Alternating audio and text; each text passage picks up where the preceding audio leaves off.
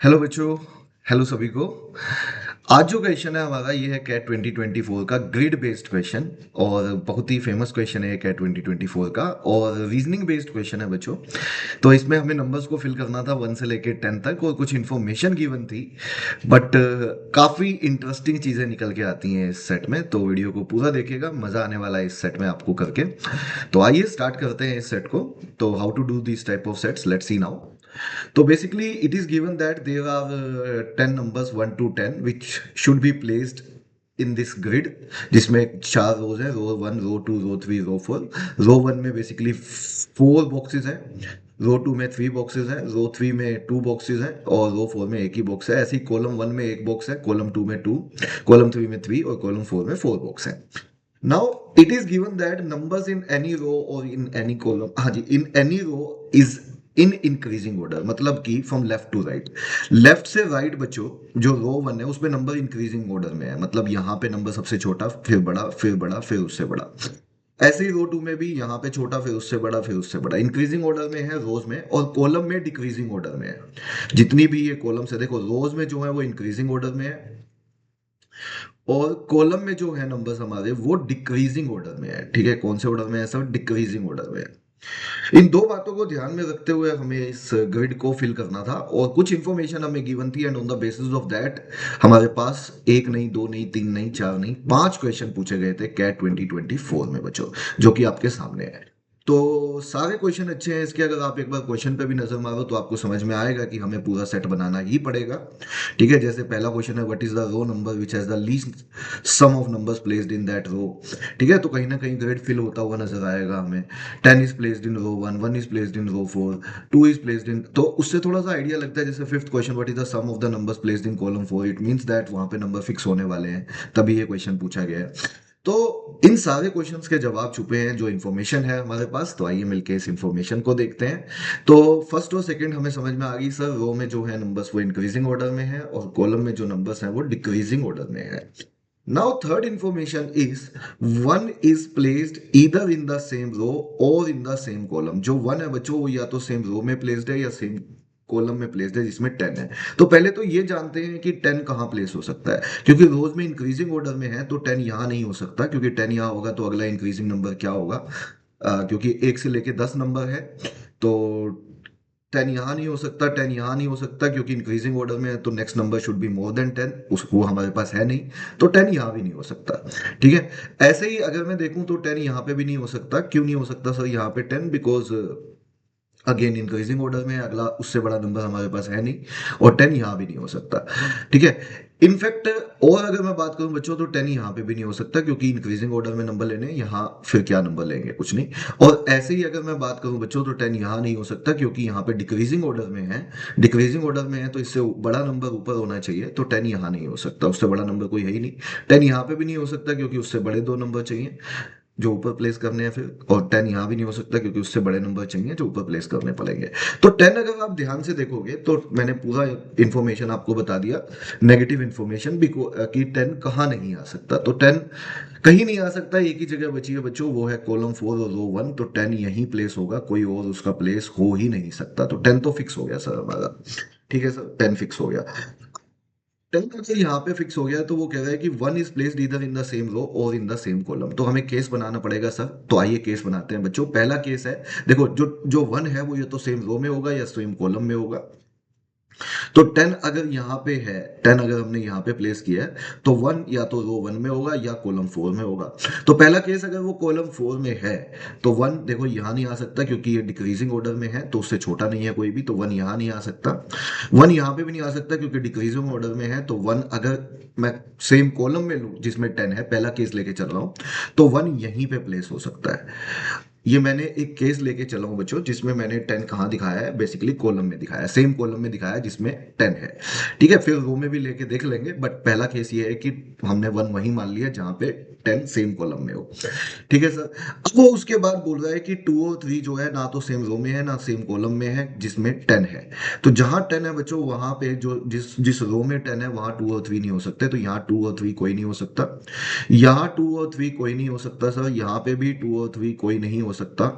यहाँ पे भी इनफैक्ट 2 और या 3 में से कोई नहीं आएगा, यहाँ पे भी 2 या 3 में से कोई नहीं आएगा। ठीक है। तो 2 या 3 में से फिर आएगा कहाँ पे? तो उसके लिए तो बस ये 3 जगह बची है सर, ये 3 जगह बची है। इनफैक्ट मैं यहाँ पे अगर कहूँ आपको बीच में, तो यहाँ 2 नहीं आ सकता। क्यों नहीं आ सकता सर? क्योंकि यहाँ 2 आया बच्चों, तो ये डिक्रीजिंग ऑर्डर में है। तो डिक्रीजिंग ऑर्डर में अगर मैंने 2 यहाँ पे रख दिया, इस जगह पे रख दिया, तो नीचे 1 आना पड़ेगा। 1 ऑलरेडी प्लेस हो चुका है। देखो 1 ऑलरेडी प्लेस हो चुका है, तो 1 यहाँ नहीं आ सकता, यहाँ 1 नहीं आ सकता, तो यहाँ 2 नहीं आ सकता। क्यों नहीं आ सकता सर 2? बिकॉज यहाँ पे 2 आया तो नीचे 1 आना ही पड़ेगा बेटा, नीचे 1 नहीं आ सकता है ना, नीचे 1 नहीं आ सकता सर। बोलो ठीक है इतना? तो ये बात एकदम क्लियर है, नीचे 1 इसलिए नहीं आ सकता क्योंकि 1 ऑलरेडी प्लेस हो चुका है। तो 2 या 3 आएंगे तो इन्हीं में से कहीं ना कहीं, 2 या 3 कोई आएंगे तो यहीं पे ही, इन तीनों में से। ठीक है, ये 3 बचे हैं, बट कहाँ पे कौन होगा अभी कुछ भी मालूम नहीं है हमें। बट इतना पता है कि 2 पक्का है कि यहाँ नहीं आ सकता। ठीक है। ठीक है सर, इतनी इन्फॉर्मेशन क्लियर हमें। अब अगर अगली इन्फॉर्मेशन पे जाऊं तो neither 7 nor 8 placed in the same row और in the same column as 9। 7 और 8 वहां नहीं आ सकते जहां 9 आ चुका है। अच्छा पहले तो 9 कहाँ आएगा, एक बार 9 को देख लेते हैं सर, 9 को देख लेते हैं, 9 कहाँ आ सकता है।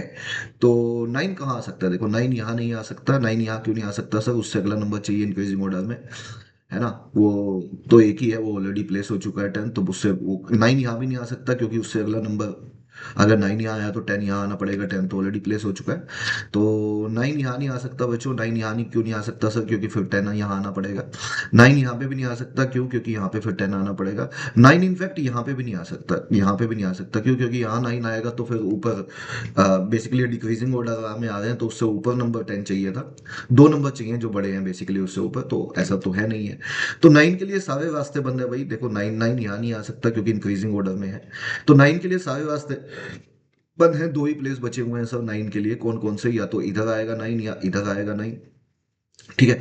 तो इसमें भी सर एक बार केस लेके देखना पड़ेगा हमें। आइए देखते हैं बच्चों। तो पहला केस एक बार मैं फिर बता दूं, मैं अभी ये केस लेके चल रहा हूं जिसमें 1 जो है वो सेम कॉलम में है जिसमें 10 है, लेकिन अभी 9 के लिए 2 जगह है वहां पे। ठीक है। तो देखते हैं किससे बनेगा। अगर मैं 9 पहले वाले केस में, इस वाले केस में अगर मैं 9 यहां पे ले लेता हूं बच्चों, 1 को यहां फिक्स करके 9 को अगर यहां ले लेता हूं, तो अब 7 या 8 ये मैं लेके चल रहा हूं। ठीक है। इसे मैं रब कर दूंगा। अगर ऐसा नहीं हुआ तो 9 या तो यहां आएगा या यहां आएगा।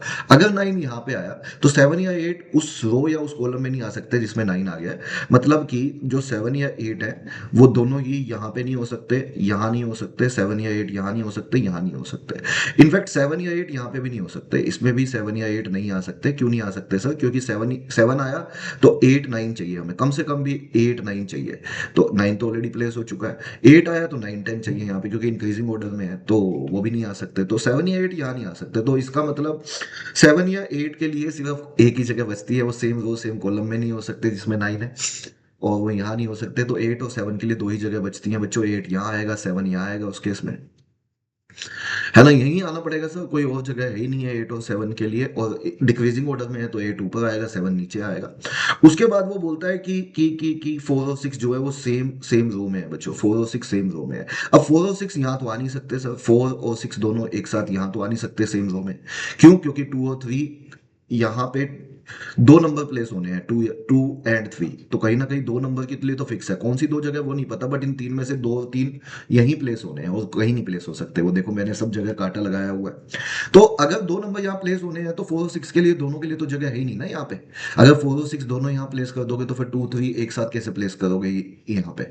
ठीक है। तो 4 और 6 के लिए यहाँ कोई जगह नहीं है सर, तो ये ऊपर ही जगह है उनके लिए। तो इस केस में तो 4 यहाँ पे और 6 यहाँ बनेगा।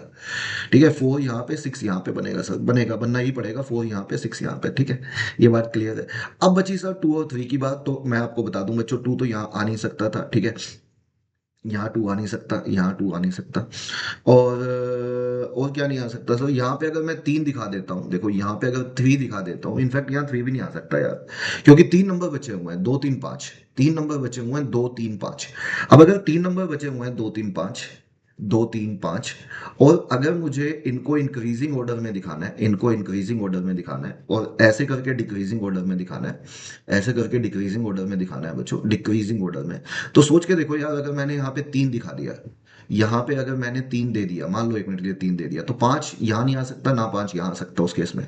क्यों? क्योंकि अगर मैंने यहाँ पे बच्चों, यहाँ पे अगर मैंने 5 दे दिया तो फिर ये इंक्रीजिंग ऑर्डर में नहीं बनेगा, यहाँ 5 दे दिया तो ये डिक्रीजिंग ऑर्डर में नहीं बनेगा। तो 5 को यहीं आना होगा, इस केस में 5 यहीं आएगा।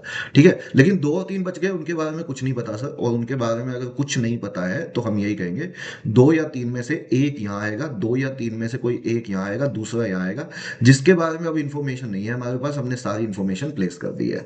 ठीक है, तो अभी अगर जो मैंने केस बनाया है बच्चों, अभी जो केस बनाया है मैंने, वो बेसिकली हमारी सारी कंडीशंस को सेटिस्फाई कर रहा है। देखो सारी रोज में इंक्रीजिंग ऑर्डर में है, सारी रोज में इंक्रीजिंग ऑर्डर में है, सारे कॉलम्स में डिक्रीजिंग ऑर्डर में है नंबर्स, और सारी कंडीशन सेटिस्फाई है यार। लेकिन सर ये तो आपने एक केस लिया था, व्हाट अबाउट जब आपने 10 यहाँ लिया था, 1 यहाँ लिया था, तो 9 आपने यहाँ प्लेस किया था, लेकिन आपने कहा था 2 केस हो सकते हैं, 9 यहाँ भी हो सकता था, 9 यहाँ भी हो सकता था। तो अब हमारी बस इतनी सी बारी है बच्चों कि हमें अब देखना है कि देखो ये केस एकदम फिट बैठ रहा है, फिट बैठ रहा है तो आप आंसर्स भी दे सकते हो, लेकिन मैं दिखा रहा हूं आपको कि बाकी केसेस क्यों नहीं होंगे, होने ही नहीं चाहिए। क्यों? क्योंकि क्वेश्चन ही ऐसे पूछे हुए हैं। ठीक है, तो अगर मैं बाकी केसेस आपको दिखाऊं कि क्यों नहीं होने चाहिए, आइए देखते हैं। ठीक है, पता भी लग जाएगा हमें। तो मैं ये दोबारा से ग्रिड बना रहा हूं, ऐसे करके ग्रिड था हमारे पास।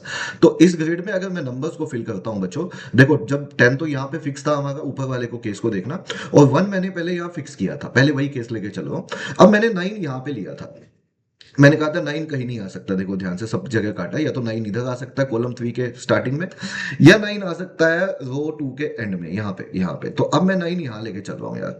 9 अगर मैंने यहाँ पे लिया तो अब जो जो 7 और 8 है वो सेम कॉलम सेम रो में नहीं है, तो 7 8 यहाँ नहीं आ सकते। देखो इस केस में 7 8 यहाँ नहीं आ सकते, 7 8 यहाँ नहीं आ सकते, 7 8 यहाँ नहीं आ सकते यार। इनफैक्ट 7 या 8 यहाँ पे भी नहीं आ सकते। क्यों? क्योंकि अगर 7 यहाँ आया तो 7 यहाँ आया तो 8 को यहाँ आना पड़ेगा, 8 यहाँ आया तो 9 को यहाँ आना पड़ेगा, या 10 को आना पड़ेगा, वो आ ही नहीं सकता। ठीक है, तो 7 या 8 यहाँ पे भी नहीं आ सकते। उस केस में 7 या 8 सर पक्का ऊपर वाले में ही आएंगे, रो 1 में ही आएंगे, और रो 1 में 7 8, रो 1 में 7 8 में से कोई यहाँ नहीं आ सकता, क्योंकि 7 यहाँ आ गया तो 8 9 को यहाँ आना पड़ेगा, 9 तो ऑलरेडी फिल हो चुका है, तो 7 यहाँ नहीं आ सकता, तो 7 यहीं आएगा बच्चों, और 8 यहीं आएगा। ठीक है, 8 यहीं आएगा। उसके अलावा ये बोला था यार कि 4 और 6 सेम रो में होने चाहिए। अब आप सोच के देखो, 4 और 6 अगर सेम रो में होने चाहिए, यहाँ तो आ नहीं सकते 4 और 6 सेम रो में। देखो 4 और 6 सेम रो में यहाँ तो आ नहीं सकते बच्चों, क्योंकि 4 6 अगर यहाँ ले लिए तो 2 3 के लिए यही प्लेसेस थे, ऊपर देखा था हमने, तो 2 3 के लिए सर यही प्लेसेस थे, तो फिर 2 3 एक साथ यहाँ कैसे एक ही बॉक्स में कैसे डालेंगे? तो 4 6 यहाँ नहीं आ सकते, तो उस केस में 4 और 6 को यहीं आना पड़ेगा।